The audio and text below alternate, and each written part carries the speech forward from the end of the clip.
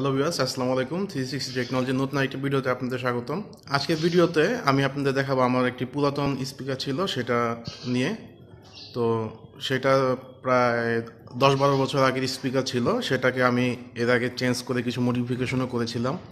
এরপর এখন এটা সামনে যে স্পিকারের নাটটা রয়েছে সেটা পুরো বোর্ডটা পচে গিয়েছে, তো সেটাই ঠিক করছি আমি। তো চলুন সেটা দেখাই।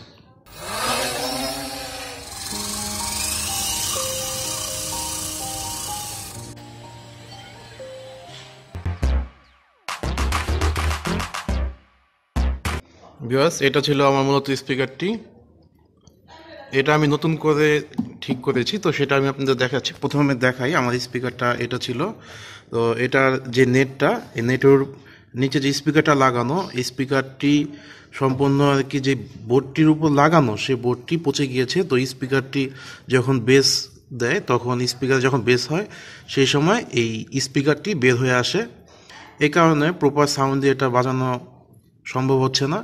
তো এখন এটা আমি অনেক দিন ফেলে রেখেছিলাম, তো আমি এখান থেকে উপরে যেটা দেখতে পাচ্ছেন এটা আমি ঠিক করলাম আজকে।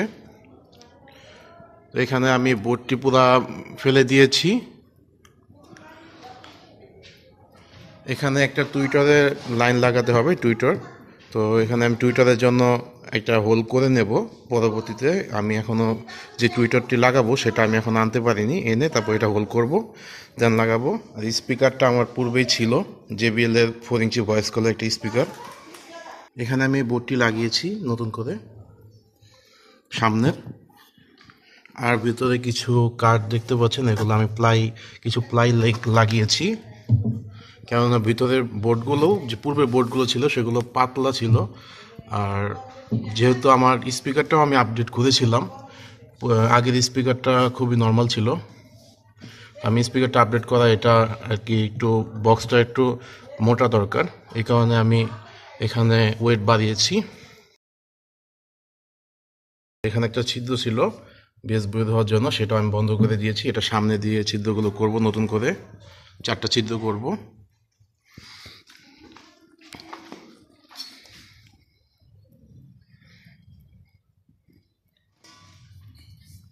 বর্তমানে এই স্পিকারটা রয়েছে, দেখতে পাচ্ছেন। এটা 600 থেকে 1200 ওয়াট পর্যন্ত এটার পাওয়ার রেঞ্জ। এটা JBL এর একটা স্পিকার, 4 ইঞ্চি ভয়েস কয়েল। এটা JBL অরিজিনাল 4 ইঞ্চি ভয়েস কয়েলের একটা স্পিকার, 15 ইঞ্চি। এর পূর্বে আমার এগুলো 4টা আর কি এক পেয়ার স্পিকার ছিল, তো সেখান থেকে আমি একটা রেখে দিয়েছি যখন সেগুলো সেল করে দিয়েছিলাম। ভিউয়ার্স, এটাই আমি মূলত আমার স্পিকারটা এভাবে ঠিক করছি। তো আমি এর পরবর্তী ভিডিওতে আমি দেখাবো আপনাদের।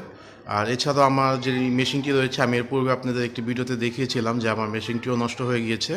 তো সেটা ট্রান্সফর্মার যেটি রয়েছে সেটাও পুড়ে গিয়েছে। তো আমি নতুন করে ট্রান্সফর্মার ওয়াইন্ডিং করছি। তো আমি সেই ট্রান্সফর্মার কীভাবে আমি বাধাই করব সেটারও একটা ভিডিও আপনাদের দেওয়ার ট্রাই করব। আর নেক্সট টাইম ট্রান্সফরমারের ক্যালকুলেশন এগুলো সহ কীভাবে আপনারা একটা নতুন ট্রান্সফরমার বিল্ড করবেন সেটাও আমি আপনাদের দেখাবো। সো ভিউয়ার্স, আজকে ভিডিওটি এ পর্যন্তই।